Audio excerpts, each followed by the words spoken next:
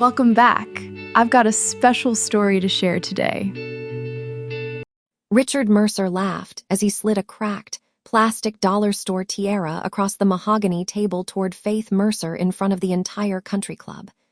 The sound of the cheap plastic scraping against the polished wood was like a fingernail across a chalkboard, cutting through the low hum of elite conversation and the clinking of heavy silver. "Happy birthday to me, but a gift for you," he boomed, his voice carrying to the neighboring tables where the city's most influential families sat. He adjusted his silk tie, his gold Rolex catching the light of the crystal chandeliers. "Since you insist on living on a teacher's salary, I figured you needed at least one crown in your life, even if it's only worth 99 cents. Faith looked down at the pink, jagged toy. She didn't flush. She didn't lower her eyes. Instead, she reached out and touched the cold condensation on her water glass, her fingers steady. The scent of Victoria Mercer's heavy lily perfume wafted across the table, cloying and suffocating, as her stepmother leaned in with a practiced, pitying smile. "Now, Richard, don't be cruel," Victoria said, though her eyes danced with a sharp, cold delight. "Faith chooses that life. She likes the what-do-you-call-it. The noble struggle. Though, darling, I do wish you'd let me take you shopping. That dress looks like it's seen better decades.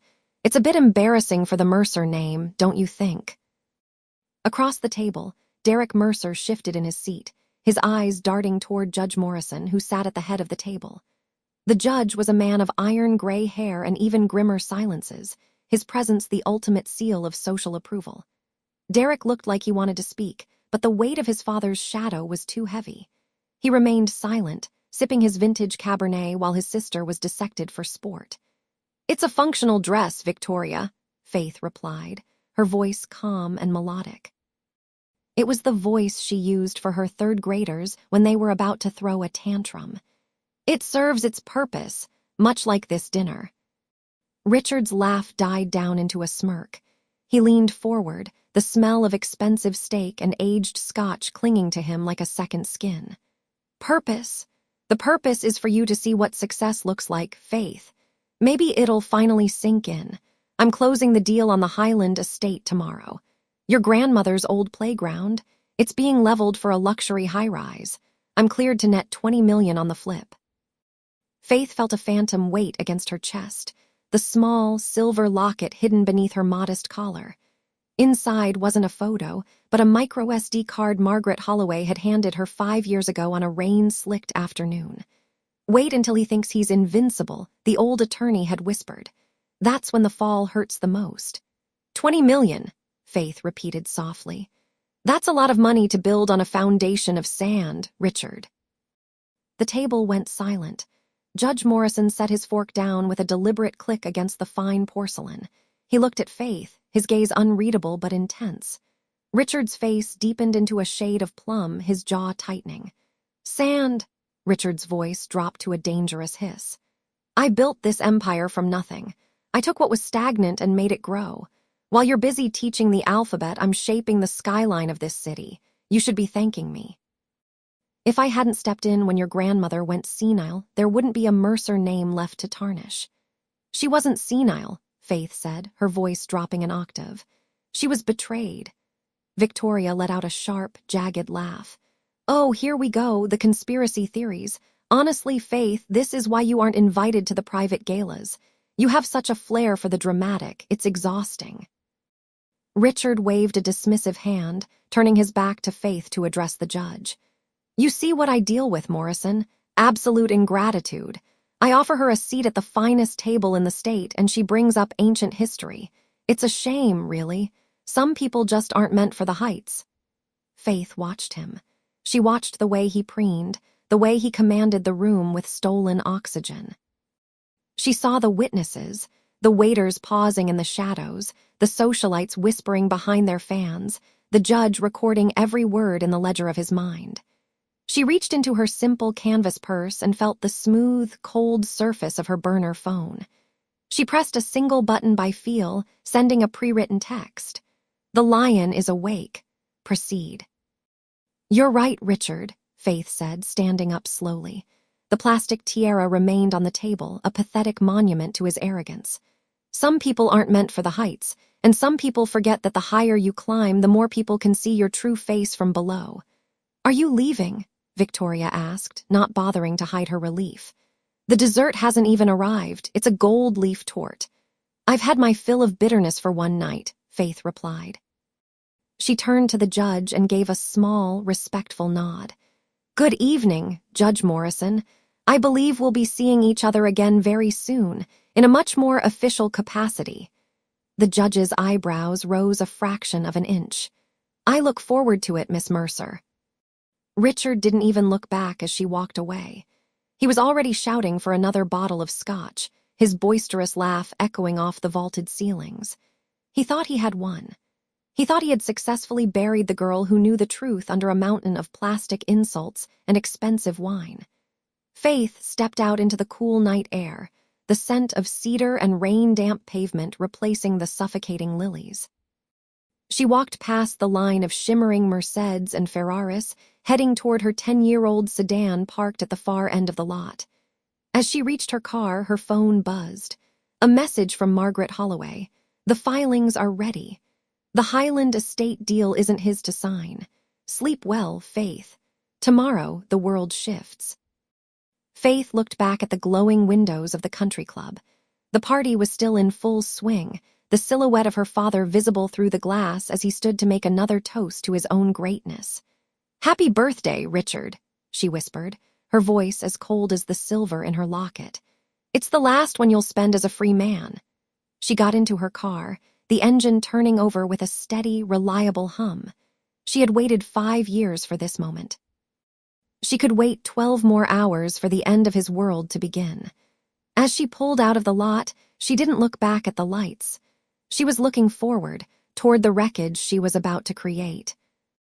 The next morning, the sun glared off the floor-to-ceiling windows of the Mercer Development headquarters with an aggressive, sterile brightness. Faith entered the lobby, her sensible loafers silent on the polished white marble that Richard Mercer had imported from Tuscany last summer. She felt like a ghost in a palace built from her own inheritance, a specter watching the feast before the famine. Upstairs, the executive floor smelled of expensive sandalwood cologne and the sharp, metallic tang of a high-end espresso machine. She found her father in his corner office, leaning over a mahogany desk that cost more than her annual teaching salary. Victoria Mercer sat in one of the guest chairs, draped in cream-colored silk, her fingers idly twisting a diamond tennis bracelet. "You're late," Richard said without looking up. He was scrawling his signature across a stack of documents with a gold fountain pen, the nibs scratching against the heavy bond paper like a predator's claw. "I told you to be here at 8. The Highland Estate Board is coming by for the preliminary review, and I wanted the family present to show a united front." "The traffic was heavy," Faith replied calmly, taking a seat at the far end of the room. She felt the weight of the thumb drive in her pocket, a cold, rectangular secret pressing against her thigh. Victoria offered a thin, pitying smile. "It's that old sedan of yours, dear. It really is a safety hazard. Richard, don't you think we should just buy her something more appropriate? It's embarrassing to think of a Mercer driving something with a hubcap missing." "She chose her path, Victoria," Richard grunted, finally setting the pen down. He looked at Faith, his eyes hard and dismissive. "A teacher's salary doesn't buy Mercedes-Benzes, but since you're here, make yourself useful. The catering staff left the coffee service in the kitchenette. Go make sure the creamers are full and the napkins are straight. I can't have the Highland investors thinking we're sloppy." The insult was casual, a practiced flick of the wrist designed to remind her of her place. Faith didn't flinch. She stood up, her expression unreadable. "Of course, we wouldn't want anything to look out of place for the Highland deal." As she walked toward the kitchenette, she passed Derek Mercer, who was lounging by the window, scrolling through his phone. He didn't even look up. He was the golden prince of a kingdom built on sand, his designer suit tailored to hide the fact that he hadn't worked a real day in his life. In the small, sleek kitchenette, Faith pulled out her phone and sent a quick text to Margaret Holloway. "I'm in the building. He's signing the preliminary disclosures now." The reply was instant. Let him sign. Every stroke of that pen is another nail in the coffin. I've confirmed the Highland deed was transferred to your mother's private trust 3 months before she died. He bypassed it using a power of attorney that expired 48 hours prior. It's not just a civil matter anymore, Faith. It's felony fraud. Faith tucked the phone away and adjusted the silver creamers on the tray. She could hear Richard's booming voice from the office, bragging to someone on the speakerphone about the Mercer legacy and how the Highland project would be the crown jewel of the state. He sounded so certain, so untouchable. She returned to the office just as Judge Morrison walked in, accompanied by 2 other men in dark, somber suits. The judge was a man of immense influence, the kind of witness Richard craved for his moments of triumph. "Richard, you look like a man who just won the lottery," Judge Morrison said, shaking hands. "Better than the lottery, Bill," Richard laughed, gesturing toward the documents. "I'm building the future, and on Friday at the Highland Gala we're going to make it official, the largest land development in the history of this county." Victoria stood up, smoothing her dress. "It's going to be the event of the season. We've already booked the ballroom at the pier." She turned to Faith, her eyes glinting with a cruel sort of playfulness. "You'll come, won't you, Faith? Or do you have papers to grade? I suppose we could find a corner for you near the back." Faith met her stepmother's gaze, a small, chilling smile playing on her lips. "Oh, I wouldn't miss it for the world, Victoria. In fact, I think it's going to be a night that none of us will ever forget." Richard didn't notice the tone in her voice. He was too busy pointing at the site map on the wall, his finger tracing the boundaries of land that no longer belonged to him. He was a man standing on the edge of a cliff, admiring the view, entirely unaware that the ground had already begun to crumble. 3 days, then," Judge Morrison said, checking his watch. "Friday night, the world shifts." "The world shifts," Faith whispered to herself, the words tasting like justice. She looked at the gold pens sitting on the desk, the instrument of her father's greed, and realized it was the very thing that would sign his warrant. The countdown had begun, and for the first time in 5 years, Faith Mercer was the one holding the clock. The following afternoon, the sun hung low over the city, casting long, predatory shadows across the mahogany desk in Margaret Holloway's private study. The air here smelled of lavender and the dry, vanilla scent of aging law books, a stark contrast to the sterile, perfume-choked halls of the Mercer estate. Faith sat perfectly still as the elderly attorney slid a heavy, cerulean folder across the polished wood. Inside lay the architecture of her father's ruin. Faith's fingers brushed the edge of the original trust documents. The paper was thick, textured, and carried the embossed seal of her grandfather's estate. Beneath it was the second set, the documents Richard had used to liquidate the Mercer family holdings 5 years ago. Even to an untrained eye, the signature was a frantic, jagged imitation of a dying man's hand. "It's all here, Faith," Margaret said, her voice a low rasp of seasoned authority. She adjusted her glasses, her sharp eyes reflecting the flickering fireplace. "The forensic accountant finished the audit an hour ago. Every cent Richard used to launch Mercer Developments was diverted from your inheritance. He didn't just borrow it, he erased the paper trail, or so he thought." Faith felt a cold, sharp thrill settle in her chest. She traced the loops of the forged signature, the physical evidence of her father's betrayal. "He thinks he's untouchable because he's standing on a mountain of stolen gold. He doesn't realize the mountain is hollow." "Judge Morrison has already seen the preliminary brief," Margaret added, leaning back. "He's attending the gala on Friday. He expects a full accounting. Richard is walking into a trap he spent 5 years building for himself." Faith tucked the folder into her bag, the weight of it feeling like a loaded weapon. 2 days, Margaret. I've waited 5 years. I can wait 48 more hours." The transition back to the Mercer mansion felt like descending into a gilded cage. As Faith pulled her modest sedan into the circular driveway, she was nearly forced off the pavement by a roaring engine. A pristine, charcoal-gray luxury SUV lurched into the space beside her, its chrome grille gleaming like a row of teeth. Richard stepped out, the smell of expensive leather and Davidoff, cigars trailing him like a shroud. He didn't even look at her as he adjusted the cuffs of his Italian silk suit. "You're blocking the path, Faith," he snapped, checking his gold watch, a piece that cost more than her annual teaching salary. "Move that heap to the back. We have the caterers arriving for the walkthrough, and I won't have the driveway looking like a used car lot." "I was just leaving for the school, Richard," she replied, her voice deceptively level. He let out a short, mocking bark of a laugh. "The school? Still playing martyr with those alphabet blocks. It's a pity you didn't inherit a single ounce of my ambition. You're content with crumbs while I'm building empires." He stepped closer, his shadow falling over her. "But I suppose someone has to be the failure of the family. It makes my success look that much more impressive." The entitlement in his voice was a physical weight, a suffocating arrogance that made Faith's pulse hammer against her ribs. She looked at him, really looked at him, and saw the frantic, small man hiding behind the designer labels. "Success is a fragile thing, Richard," she said softly. "Sometimes it's built on ground that isn't as solid as you think." He smirked, dismissing her with a wave of his hand. "Save the fortune cookie philosophy for your students. Just stay out of the way on Friday. This gala is the crowning achievement of my career, and I won't have you embarrassing us with your drabness." Inside the house, the atmosphere was even more toxic. Victoria was in the foyer, overseeing a team of florists who were arranging thousands of white lilies.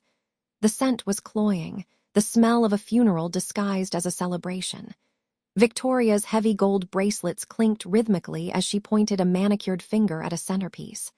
No, it's too balanced," Victoria hissed. "It needs to look effortless, expensive, not like something from a grocery store." She turned as Faith entered, her eyes sweeping over Faith's simple cotton dress with visible distaste. "Oh, Faith, good. I've left a box in your room. It's a dress for the gala." "I have my own clothes, Victoria," Faith said.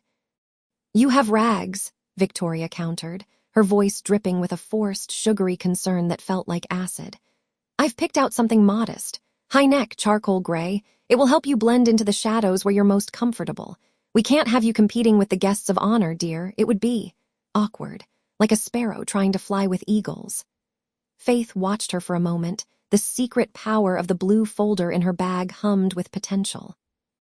She could almost see the countdown clock ticking behind Victoria's head. "Thank you for the thought, Victoria," Faith said, a small, knowing smile playing at the corners of her mouth. "I'll be sure to wear something that ensures no one ever forgets I was there." Victoria didn't catch the edge in her tone. She was already back to her lilies, barking orders at a trembling assistant. Faith climbed the stairs to her room, her footsteps silent on the plush carpet. She passed Derek's room, hearing him on the phone, his voice strained as he talked about missing margins and investor pressure. The cracks were already forming in the Mercer empire. She was just the one who was going to shatter the glass. In the sanctuary of her room, Faith pulled out the folder one last time. She looked at the invitation to the gala, the gold-embossed card that Richard thought was his ticket to immortality. She took a pen and made a final note on her checklist. The evidence was secured. The ally was ready. The antagonist had reached the peak of his hubris, entirely unaware that the floor was made of paper. 48 hours. The clock wasn't just ticking, it was screaming. Faith sat in the dim light, the silence of the room amplified by the frantic energy of the house below. She wasn't the sparrow Victoria thought she was. She was the storm, and the first gust of wind was only 2 days away. The day before the gala arrived with a heavy, expectant silence that Faith found almost meditative. She stood in the solarium of the Mercer estate, watching the morning mist cling to the manicured hedges. The house smelled of floor wax and the overpowering, cloying scent of white lilies, Victoria's favorite, ordered by the truckload to ensure the charity gala would look as expensive as the family's reputation. "You're up early," Richard Mercer said, his voice cutting through the quiet like a dull blade. He stepped into the room, already dressed in a tailored suit that cost more than Faith's annual salary. He didn't look at her. He was too busy adjusting his gold cufflinks, his reflection in the glass his only priority. I hope you've finalized your modest little contribution to the auction. We can't have the Mercer name associated with anything. Amateur. Faith turned, her expression unreadable. She felt the cool weight of the flash drive in her pocket, a small piece of plastic that held the power to dismantle the man standing before her. I've prepared something very special, Richard. I think it will be the highlight of the evening. Richard chuckled, a dry, condescending sound. He finally looked at her, his eyes raking over her simple cotton robe with visible distaste. Faith, you've always had a flair for the dramatic, but let's be realistic. You're an elementary school teacher. Your special gift is likely a watercolor or a collection of children's stories. Just make sure it's placed in the back corner. I don't want it distracting Judge Morrison or the other investors. Judge Morrison is a man who appreciates the truth, Faith replied calmly, her voice steady. I'm sure he'll find my contribution quite enlightening. In fact, I was reading through Grandfather's original estate charters yesterday. He had such a specific vision for how the Mercer wealth should be distributed. It's a shame the current records are so messy. The air in the room seemed to chill. Richard's hands stilled on his cuffs. He narrowed his eyes, his arrogance momentarily flickering into a sharp, defensive needle. What are you talking about? Those records are private, and they're perfectly fine. Don't try to play at business, Faith. It doesn't suit you. Victoria Mercer drifted into the room then, her silk robe trailing behind her like a pale cloud. She held a crystal glass of green juice, her face a mask of practiced concern. Is there a problem? Faith, dear, you look tired. Perhaps you should skip the morning festivities and rest. We wouldn't want you making a scene tomorrow night out of sheer exhaustion. I've never felt more awake, Victoria, Faith said, offering a thin, sharp smile. Derek Mercer appeared in the doorway, looking as though he hadn't slept. He held a tablet, his thumbs scrolling frantically. He glanced at Faith, then at Richard, his brow furrowed. Dad, the auditors from the Mercer Holloway Trust called again. They're asking for the 2019 physical ledgers, the ones from the vault. Richard waved a dismissive hand. Tell them they're being digitized. They'll have them after the gala, not a moment before.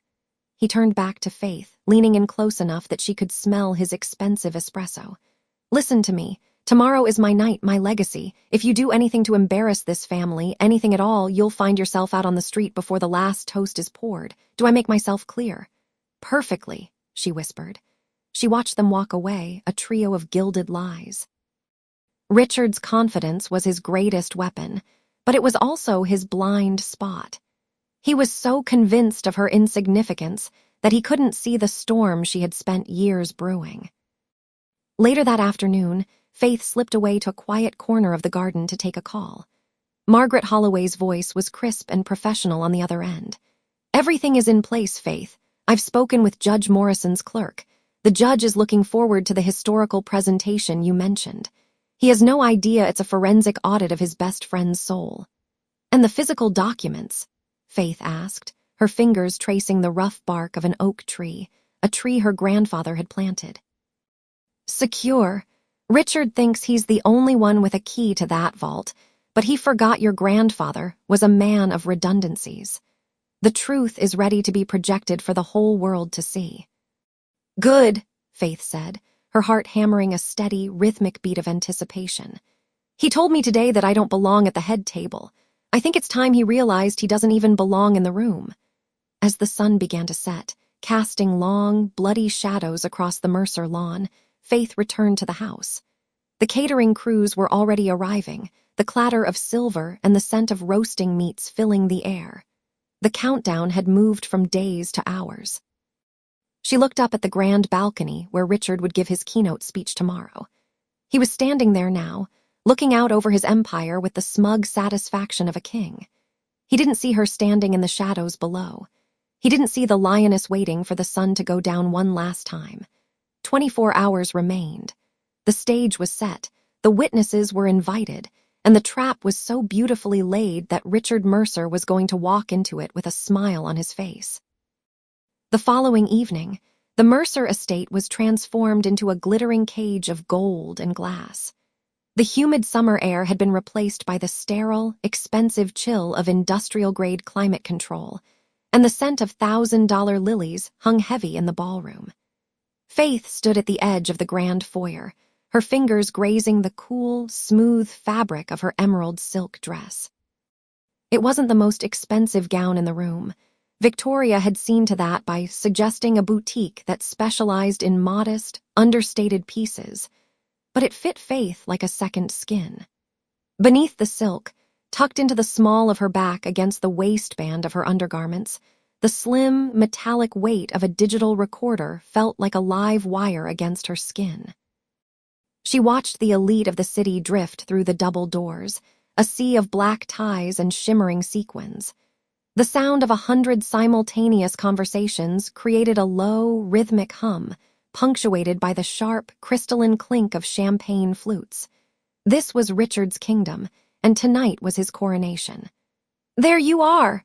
A voice dripped with practiced condescension. Faith turned to see Victoria Mercer gliding toward her, draped in a gown of silver lace that must have cost more than Faith's annual teaching salary. She reached out, her manicured fingers fluttering toward Faith's shoulder to adjust a strap that didn't need moving. It was a gesture of ownership, not affection. "You look lovely, dear, very sensible," Victoria said, her eyes scanning the room for more important guests even as she spoke. "Richard was worried you'd try to wear something too theatrical tonight. He wants the focus on the legacy, not on any family distractions. Try to stay near the catering entrance, won't you? We wouldn't want the governor to mistake you for one of the staff, but it's best if you stay out of the primary photos." The first spike of familiar heat flared in Faith's chest, but she simply offered a thin, tight smile. "I wouldn't dream of ruining the aesthetic, Victoria." "Good girl." Victoria patted her cheek, the scent of her cloying, expensive perfume lingering like a physical mark. "And do try to keep that hair back. It looks a bit wild." As Victoria drifted away to greet a local senator, Faith felt the weight of the evening settle.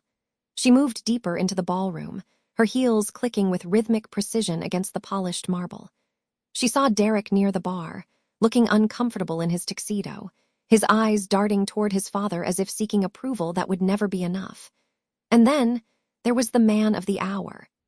Richard Mercer stood at the center of a circle of the city's most powerful men, including Judge Morrison.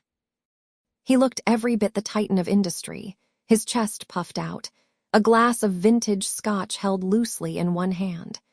He was laughing, a loud, booming sound that demanded everyone within 20 feet share the joke. "And I told him," Richard was saying, his voice carrying over the crowd, "if you want to play in the big leagues, you have to be willing to lose a little blood. My father taught me that. This empire wasn't built on handouts and sentimentality. It was built on vision, something the younger generation seems to have forgotten in favor of. What do they call it? Social consciousness." The men laughed, Judge Morrison offering a dignified chuckle. Faith stepped into the periphery of the circle. Richard's eyes snapped to her, his smile not faltering, but sharpening into something predatory. "Ah, Faith, glad you could join us," he said, not bothering to introduce her to the group. He turned back to the judge. "My daughter, she's a teacher, you know, noble work. Doesn't pay for much, but I suppose someone has to do it. It keeps her out of the way of the real business." "A vital profession," Judge Morrison said, nodding kindly toward her. "Vital but hardly lucrative," Richard countered, his voice dripping with a mock pity that made Faith's pulse thrum in her ears. He stepped closer, lowering his voice just enough to imply a confidence she hadn't invited. "Did you see the program, Faith? I've dedicated the new wing of the library to your grandmother. It's a nice touch, don't you think? Better than leaving the money to rot in a trust where it wouldn't do anyone any good." "It's certainly a bold move, Richard," Faith said, her voice remarkably steady. "I'm sure grandmother would be, surprised by your interpretation of her wishes."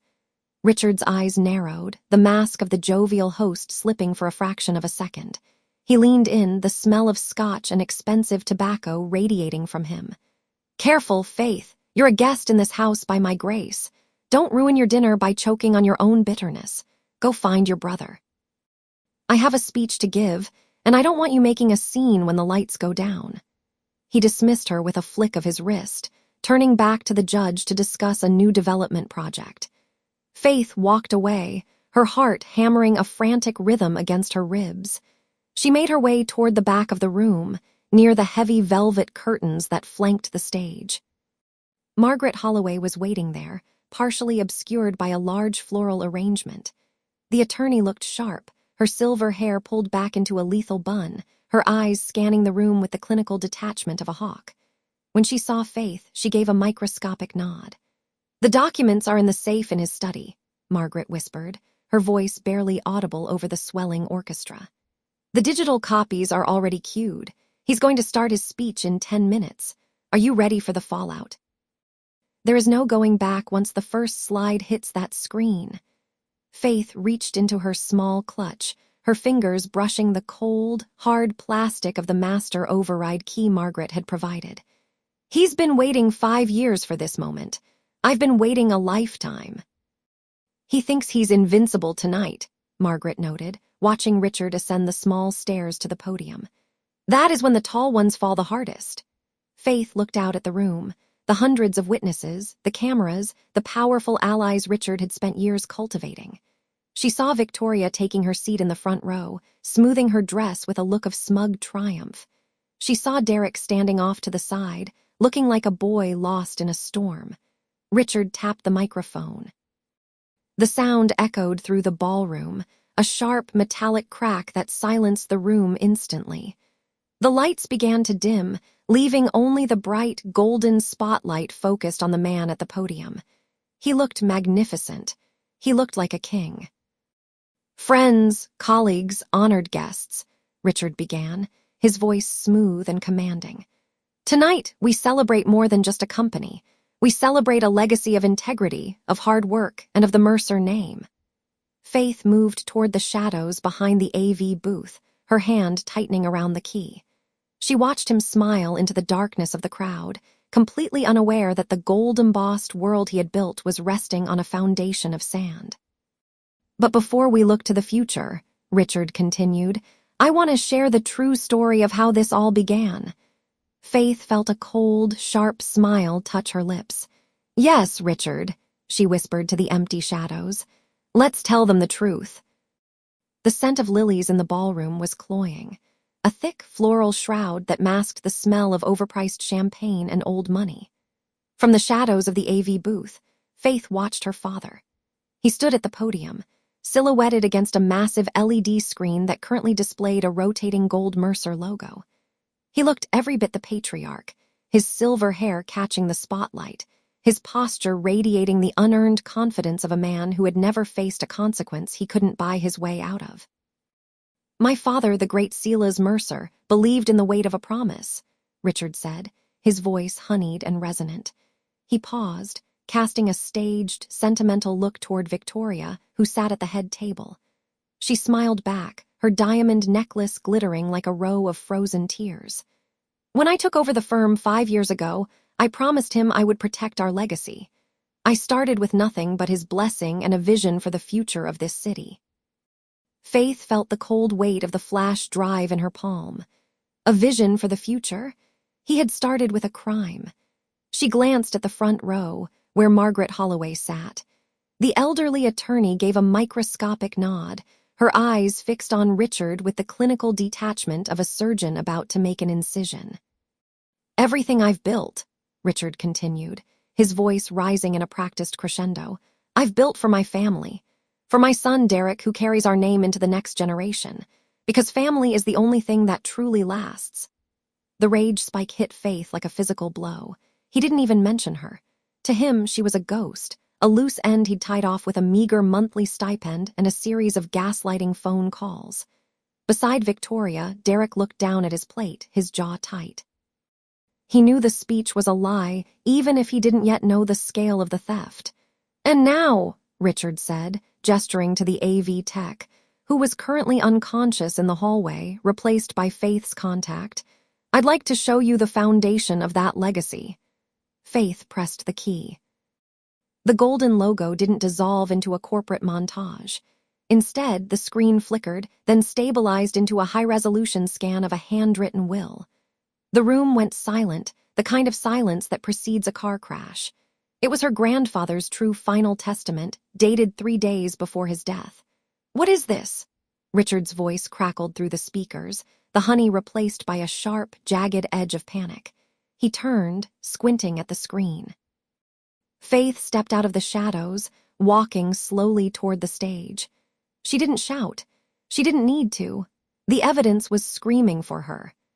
A second document appeared, a wire transfer from Faith's educational trust fund to Richard's private holding company, authorized by a signature that was a clumsy, desperate imitation of hers. Richard's jaw didn't just drop. It seemed to unhinge, his skin turning a sickly, mottled gray that clashed with his expensive spray tan. The confidence that usually sat like a mask on his features shattered, leaving behind a frantic, twitching mess. His eyes, normally cold and calculating, darted toward the exit, then back to the screen, widening until the whites were visible all the way around.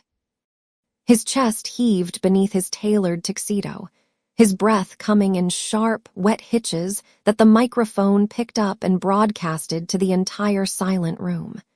He looked less like a titan of industry and more like a cornered animal, realizing the cage was electrified. "Richard," Victoria's voice was a thin, high-pitched reed.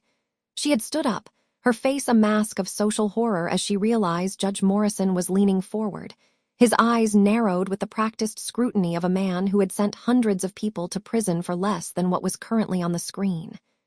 Derek stood too, his face pale as he stared at the forged signatures. He looked at his father, then at the screen, then back again. The realization was visible, the golden child seeing the dross beneath the gilding.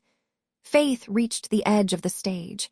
She looked up at her father, her expression as calm as a frozen lake. The hum of the projector was the only sound in the room until she spoke. "You're right, Richard," she said, her voice carrying perfectly through the dead air. "The Mercer name is a shield, but you've been using it as a shroud. You didn't start with a dream. You started with my inheritance, stolen from a daughter you thought was too weak to fight back." She didn't wait for his stuttered denial. She didn't stay to watch him scramble. She turned her back on the podium and the man collapsing behind it, walking toward the exit with the measured grace of someone who had finally stopped running. As she pushed through the heavy oak doors, she heard Judge Morrison's voice, cold and authoritative, rising above the sudden explosion of whispers. "Richard, I think you have some explaining to do." The minutes following the revelation felt like hours, the air in the ballroom thickening with the scent of lilies and the sharp, ozone tang of the cooling projector. Faith stood with her hand on the heavy brass handle of the exit door, her back to the chaos she had just ignited. She didn't need to see the room to feel the shift. The collective intake of breath from 200 socialites was a physical weight. "Faith, stop right there." The shout was guttural, stripped of the polished baritone Richard usually employed for public speaking. She turned slowly. Her father was no longer at the podium. He had descended into the well of the ballroom, his face a grotesque map of crumbling arrogance. The transformation in Richard Mercer was a slow-motion car crash of the ego. The robust, sun-reddened skin of a man who lived on yachts and golf courses drained into a sickly, translucent gray, making his expensive tan look like a cheap mask. His eyes, usually sharp with the predatory glint of a man who closed deals by intimidation, became wet and unfocused, darting around the ballroom as if searching for an exit that didn't exist. A frantic, rhythmic twitch took hold of his left eyelid, a physical manifestation of his world splintering. His mouth hung open, his lower lip trembling with a pathetic, wet vibration that made the silence in the room even more deafening. He looked smaller, his tailored suit suddenly appearing 2 sizes too large for the man shrinking inside it. "You're unhinged," he hissed, though the words lacked their usual venom. He looked toward the front row, his hands shaking as he smoothed his silk tie. "Judge, surely you see this for what it is. A disgruntled, mentally unstable girl trying to sabotage a charity event because she couldn't cut it in the real world." It was a classic Mercer move. The gaslight, delivered with a trembling finger pointed at the victim. The guests whispered, their eyes flitting between the Titan and the schoolteacher. "Richard, sit down," Judge Morrison said. The voice wasn't a suggestion, it was a verdict. The judge stood, his gaze fixed on the screen where the final bank statement still glowed. "The numbers don't lie, even if daughters might, and these numbers have the seal of the state auditor." "It's a fabrication." Victoria stepped forward, her heels clicking like gunfire on the marble. She didn't look at Faith, she looked at the judge, her face tight with a desperate, performative concern. "Faith has always had a vivid imagination to bring these lies, into a public forum. It's a disgrace to the Mercer name. Think of the scandal, Arthur. Think of the foundations we support." Faith felt a familiar spark of heat in her chest. Even now, with the truth splayed across the wall in 40-point font, Victoria was worried about the upholstery of their social standing. "The foundations you support with my mother's money?" Faith asked, her voice cutting through Victoria's frantic babble. "How dare you?" Victoria snapped, her voice rising to a shrill peak. "We took you in, we gave you a life, and you repay us by trying to bankrupt your father's reputation. You're a selfish, vindictive little girl who doesn't understand the first thing about legacy." The room seemed to pull away from the couple then. It was subtle, a step back here, a turned shoulder there. Derek, who had been standing like a statue beside the bar, finally moved. He didn't go to his father. He walked toward the stage, his eyes fixed on the documents. He picked up one of the physical folders Faith had left on the edge of the podium. "Dad," Derek said, his voice hollow, "this is my signature on the secondary account, the one I didn't know existed. Why is my name on a shell company registered in the Caymans?" Richard staggered, his hand catching the edge of a linen-covered table. A crystal flute of champagne toppled, the golden liquid soaking into the white fabric like a spreading wound. "Derek, don't be naive. Business is complex. Margaret, tell him. Tell them all this is a misunderstanding." Margaret Holloway stepped out from the shadows of the wings, her briefcase clicking open with a sound of finality. She didn't look like a family friend anymore. She looked like an executioner. "I'm afraid I can't do that, Richard. As the executor of the original estate, I've spent the last 48 hours verifying every transaction Faith presented tonight. The evidence is more than a misunderstanding. It's a felony." The sound of a camera shutter clicked. Someone in the third row, likely a journalist invited to cover the charity success, was now documenting the collapse. Richard looked at the judge, then at Margaret, and finally at Faith. The rage returned, a desperate, cornered heat. "You think you've won?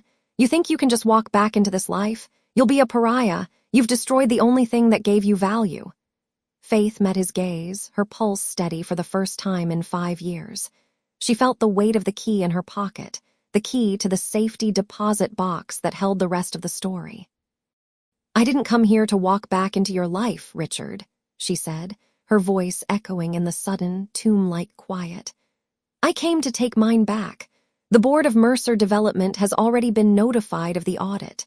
The locks on the penthouse will be changed by midnight. Since you're so fond of saying people should earn what they have, I suggest you start practicing." "You can't do this," Richard screamed, his voice cracking. "I already did," Faith replied. She didn't stay to watch the security guards, prompted by a sharp nod from Judge Morrison, move toward the man who had once owned the city. She didn't stay to hear Victoria's inevitable breakdown or Derek's questions. She pushed the heavy doors open and stepped out into the cool night air. Behind her, the sound of the ballroom erupted into a cacophony of shouting and falling glass. Faith walked down the wide stone steps, her shadow stretching long under the streetlights. She was halfway to the gate when she heard the distinct sound of a siren in the distance, growing louder, turning toward the estate. She didn't look back. She had a long drive ahead of her, and for the first time in her life, she knew exactly where she was going. But as the first police cruiser turned into the driveway, Faith's phone buzzed in her hand. It was an unknown number. She swiped to read the message, and the air left her lungs. "You thought he was the only one? Look at the dates on the 2019 transfers again." He didn't act alone. 6 months had passed since the night the Mercer estate was bathed in the red and blue glare of police lights. Faith Mercer sat on the porch of her new home, a restored craftsman nestled in a quiet neighborhood where the neighbors knew her as the dedicated teacher from the local elementary school, not the heiress who had dismantled a real estate empire. The air here smelled of damp cedar and the lavender she'd planted along the walkway, a clean, sharp scent that didn't try to hide anything. She sipped her tea, feeling the warmth of the ceramic mug against her palms. In her lap lay a stack of legal documents delivered by Margaret Holloway earlier that afternoon. The finality of it was staggering. Richard Mercer was no longer a name that commanded respect in the city's high-rise boardrooms. Following a swift trial presided over by a grim-faced Judge Morrison, her father had been sentenced to 12 years for racketeering and grand larceny. The fall had been total. The Mercer assets were liquidated to pay back the millions he had siphoned from Faith's maternal trust and dozens of other defrauded investors. Victoria Mercer had vanished from the social register overnight, reportedly living in a cramped 2-bedroom apartment in a different state, her collection of designer handbags auctioned off to pay for her own legal defense. The woman who had once sneered at Faith's pedestrian wardrobe was now learning the visceral reality of a budget. Faith leaned back, watching the sun dip below the horizon. The victory was supposed to feel like a weight lifted, but as she looked at the empty chair beside her, the cost of the truth settled in her chest. She had won her life back, but she had lost the illusion of a family. Even Derek Mercer, who had tried to call her 3 times last week, felt like a ghost from a past life. He was working a middle management job now, stripped of the golden child status that had been funded by his father's crimes. He sounded humbled, broken, and desperate for a connection she wasn't sure she could provide. She reached into the folder and pulled out the single sheet of paper that had kept her awake for the last 3 nights. It was the detailed audit of the 2019 transfers, the ones the anonymous text had warned her about. Richard had been many things, but he was never meticulous. These transfers were different. They were ghost-coded, hidden behind layers of shell companies that required a level of financial sophistication her father simply didn't possess. Her phone buzzed on the wooden table. It was a message from an unknown number, the same one that had messaged her as she walked away from the gala 6 months ago. Check the signature on the 2019 offshore authorization. Richard wasn't the one who authorized the final move. Faith felt a chill that had nothing to do with the evening breeze. She turned to the back page of the audit. There, at the bottom of a document that moved $40 million into a blind trust in the Cayman Islands, was a signature. It wasn't her father's jagged scrawl. It was a neat, elegant script she recognized instantly. It was the same handwriting that had signed her birthday cards for 20 years. The tea in her hand went cold.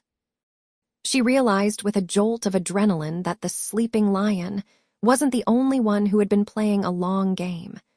Her father hadn't just been a thief, he had been a scapegoat. Someone else had been moving the pieces, letting Richard take the spotlight and the eventual fall while they secured the lion's share of the Mercer legacy. She stood up, the chair scraping harshly against the porch floor. Through the window of her quiet, peaceful home, she saw the reflection of a woman who was no longer a victim, but she wasn't done being a hunter either. The rage she thought she had buried 6 months ago flared up, hot and demanding. She walked inside and sat at her desk, spreading the documents out under the lamp. She looked at the signature again. It belonged to the one person she had trusted implicitly throughout the entire ordeal. The one person who had guided her, helped her gather evidence, and stood by her side as the handcuffs were slapped onto her father's wrists. Faith picked up her phone and dialed the number for Margaret Holloway. The line clicked open. "Faith, dear, is everything all right?" Margaret's voice was as soothing and professional as ever. "I'm looking at the 2019 transfers, Margaret," Faith said, her voice dropping to a low, dangerous calm. "The ones you said were untraceable." There was a long, heavy silence on the other end of the line. The sound of a pen clicking twice was the only break in the quiet. "Some secrets are better left buried, Faith," Margaret said, her tone shifting from maternal to ice cold in a single second. "You have your house. You have your peace. Don't go looking for things that will only burn your world down a second time. Faith gripped the edge of the desk, her knuckles turning white. You didn't just help me, did you? You used me to clear the board. I ensured that justice was served to Richard, Margaret replied. Consider the rest your commission for a job well done. Sleep well, Faith. We won't be speaking again. The line went dead. Faith stared at the phone, then at the signature on the paper. The game hadn't ended at the gala. It had only just reached the final, most dangerous stage. She reached for her car keys, her heart hammering against her ribs. She had thought she was finally free, but the true architect of her misery was still out there, holding the keys to a fortune built on her mother's name. And this time, there would be no police, no gala, and no mercy.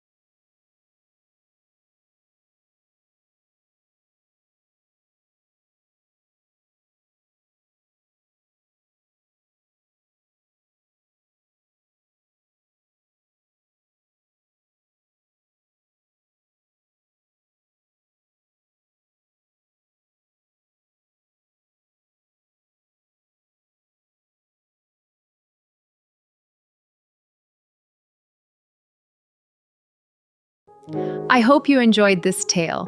Please subscribe to support the channel. Goodbye for now.